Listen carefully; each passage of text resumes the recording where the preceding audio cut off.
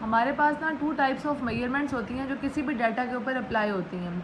एक होती है मेजर्स ऑफ सेंट्रल टेंडेंसी और एक होती है हमारे पास मेजर्स ऑफ डिस्पर्जन। अभी हम डिस्कस करेंगे मेजर्स ऑफ सेंट्रल टेंडेंसी। इसमें सिर्फ 3 चीज़ें आती हैं, मीन, मीडियन और मॉड। अब जो मीन होता है, मीन हमारे पास क्या होता है, sum of all the observation divided by total number. इसके अंदर क्या होता है कि अगर हमारे पास 2 तरह के डाटाज होते हैं, एक होता है ग्रुप डाटा और एक होता है अनग्रुप डाटा। जैसे ये दिया हुआ है कि अनग्रुप डाटा, जिसमें हमारे पास की पूरी लाइन ऐसे करके एक मतलब दी होगी 77, 84, 90 पूरी एक लाइन दी होगी। सबसे पहले हमने उस डाटा को अरेंज करना है। अरेंज करने के बाद हमने मतलब ऑर्डर के अंदर अरेंज करना है। अरेंज करने के बाद हमने सब वैल्यूज़ का सम करना है और इसे टोटल नंबर से डिवाइड करना है। अगर तो अनग्रुप डाटा है तो उसके अंदर, और अगर हमारे पास ग्रुप डाटा है, जैसे कि आपको नज़र आ रहा है ग्रुप बना हुआ है, ग्रुप डाटा के अंदर हमने सबसे पहले क्या करना होता है, मिड पॉइंट कैलकुलेट करना होता है। उसके बाद हमने मिड पॉइंट को फ्रीक्वेंसी से मल्टीप्लाई करना होता है। अब ये हमें डिफरेंट मेजरमेंट्स दी हुई हैं। अब मिड पॉइंट कैलकुलेट करने के लिए हम क्या करेंगे, जैसे पहले है 3 to 5, तो 5 + 3 इन दोनों को ऐड करेंगे और 2 से डिवाइड करेंगे। 5 + 3 8 होता है, 2 से डिवाइड करेंगे तो 4 होगा, 4 इसका मिड पॉइंट है। फिर ये हमारे पास दी हुई है 7 + 5, 7 + 5 12 होता है। जब 12 को 2 से डिवाइड करेंगे तो हमारे पास क्या आएगा, 6 आएगा। इस तरह हमने ये सारे मिड पॉइंट कैलकुलेट कर लेने हैं, इन दोनों को ऐड करके और 2 से डिवाइड करके। मिड पॉइंट कैलकुलेट करने के बाद हमने हर मिड पॉइंट को फ्रीक्वेंसी से मल्टीप्लाई करना है।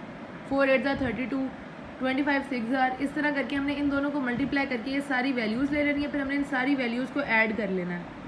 ऐड करने के बाद हमने इन्हें टोटल नंबर से क्या कर लेना है, डिवाइड करना है। वही sum of number divided by total number. ये है ग्रुप डाटा के केस में, और वो था हमारे पास अनग्रुप डाटा के केस में। अब जो मीन होता है उसका एडवांटेज ये होता है कि ये इजी टू कैलकुलेट होता है, और इसका डिसएडवांटेज ये होता है कि ये हमारे पास जो भी मीन निकलता है वो एक्सट्रीम वैल्यू से इन्फ्लुएंस होगा। ये मैं आपको अभी समझाती हूँ इसका क्या मतलब है। उसके बाद हमारे पास है मीडियन। मीडियन का मतलब होता है मिडिल मोस्ट वैल्यू जो किसी भी डाटा के अंदर होगी, वो हमारे पास क्या होती है, मीडियन होती है। तो अब फॉर एग्जांपल, अब जैसे कोई भी एक डाटा हमें गिवन है पूरा, पहले हम जैसे यही डाटा है, हम इसे पूरा असेंडिंग ऑर्डर के अंदर अरेंज करेंगे छोटे से बड़ा, और उसके बाद जो मिड वाली हमारे पास जो होता है ना, मिडिल वाला जो वैल्यू होगी वो मीडियन होगा। अगर तो हमारे पास नंबर ऑफ ऑब्जर्वेशंस ऑड हैं, जैसे फॉर एग्जांपल हमारे पास जो टोटल हमें दिए हुए ये नंबर दिए हुए 77, 84, 92, ये फॉर एग्जांपल अगर ये 5 हैं, तो उसमें से तो 2 एक तरफ आ जाएंगे, 2 एक तरफ आ जाएंगे, जो सेंटर वाली वैल्यू होगी वो आपके पास मीडियन होगी।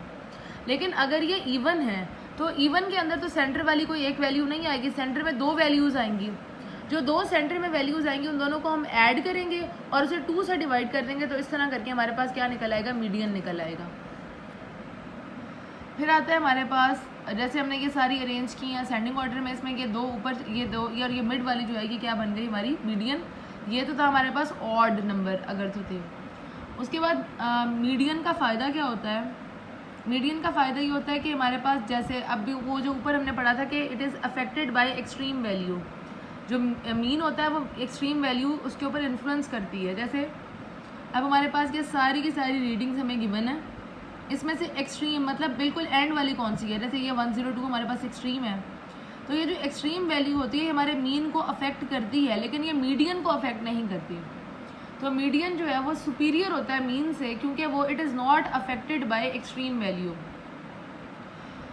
सो median is more near to truth as it does not depend upon every observation not affected by extreme value. तो मीडियन जो है वो हमारे पास मीन से बेहतर होता है। उसके बाद आता है हमारे पास मॉड। मॉड क्या होता है, most repeated value in a reading.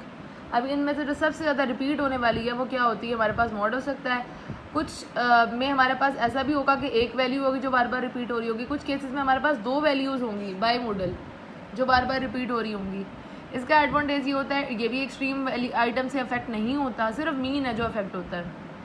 और इसका डिसएडवांटेज ये है कि बाज़ दफ़ा हमारे पास ऐसा होता है कि किसी केस के अंदर कोई एक भी वैल्यू नहीं होती जो रिपीट हो रही हो, मॉड होता ही नहीं है। Therefore it is not used in medical sciences.